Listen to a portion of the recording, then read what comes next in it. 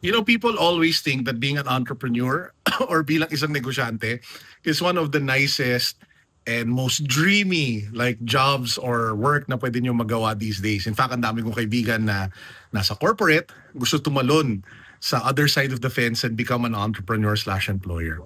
So as a full-time entrepreneur for the last 4 years and having been in corporate for 18 years prior, ako sabi ko sa inyo, mahirap maging negosyante dito sa Pilipinas.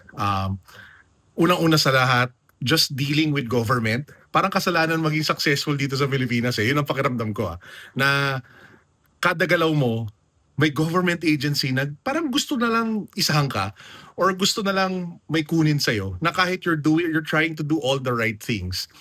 And yet, they will go through so many crazy things para lang ma-penalize ka or para magpagmukain na may ginawa kang mali. And that for me is one of the most frustrating things being an entrepreneur dito sa Pilipinas. In fact, there have been a lot of times and situations na napaisip talaga ako na pwede naman ako magnegosyo sa ibang bansa. Pwede ko naman dalhin yung kapital sa ibang bansa. Why not do that instead, no? But wala, dito tayo pinanganak and I feel like this is still the best place to do things. But yeah, it's not as easy as it looks. Kunyari, kada December, di ba? Iniisip ninyo, wait, December, so labas tayo para may Christmas. So, ayan yung Christmas tree namin, di pa nade-decorate. Pero si Mrs. bahala dyan over the next few days. So anyway, like what I was saying, kunyari, pag Pasko, pag empleyado ka, excited ka kasi parang darating na yung 13th month, darating na yung bonus. Pag ikaw yung employer, ikaw yung entrepreneur, problema mo hanapin yung pera to pay for the Christmas party, to pay for the raffles, to pay for the 13th month pay, etc., etc. So again, being an entrepreneur comes with a lot of challenges. But it's not all bad naman kasi alam mo yun, it's one of the most fulfilling things I've ever done in life. And I feel like there's no place I'd rather be than where I am now.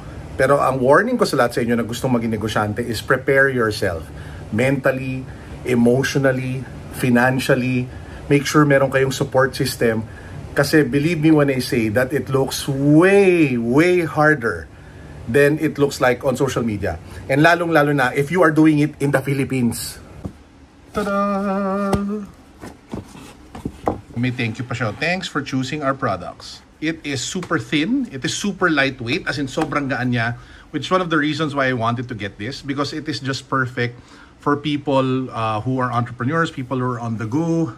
Sobrang capable niya. And sobrang, makikita ninyo, guwapo ng laptop na to. As in, bam-bam. Tingnan nyo naman yan. This is the ThinkPad X1 Carbon.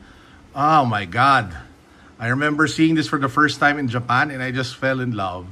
One of the best keyboards for typing ever made in the history of technology. And it's so lightweight.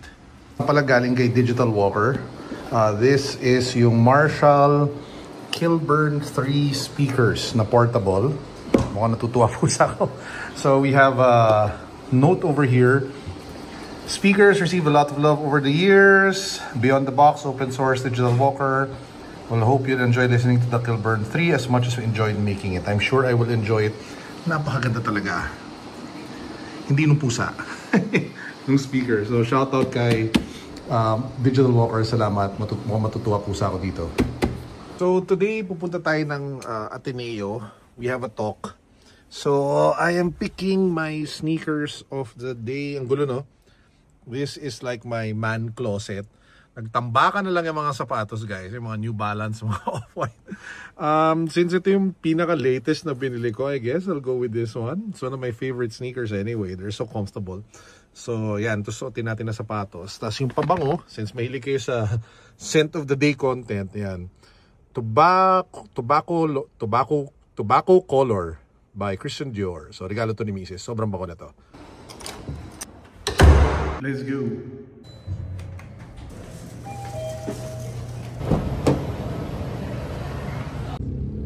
Yep. Yan guys. Malapit tayo sa Ateneo. Parang ano ako dyan grade school hanggang college. Dyan ako nag-aaral. Responsible as we continue to innovate. To guide this conversation, we're joined by someone who knows all about leading in the digital space, both as a... So we just finished the panel. So na-invite ako to moderate the panel on cybersecurity and AI. But it's always hard to say no pag alam mo dati mong school yung nag-invite sa'yo to be a speaker. So Maraming salamat lang sa Ateneo for having me. And yeah, punta na tayo shop. Kasi usually in days like this, after like, you know, all the meetings, after all the work, I go to the shop to relax and unwind. We play a card game called Flesh and Blood. And tonight meron kaming tournament na I'm hosting.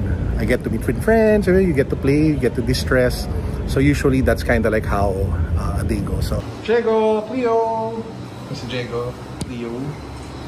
So we're back home. Ito yung binigay ng Ateneo. Wow, may pag ano, no? Parang may diploma effect. Tapos ang ganda nung binigay nila na Stanley water bottle with the Ateneo branding. Siyempre, Ateneo blue. Cute. Yun muna yung video natin for today. Magbababay sa inyo pusa ako. Woo!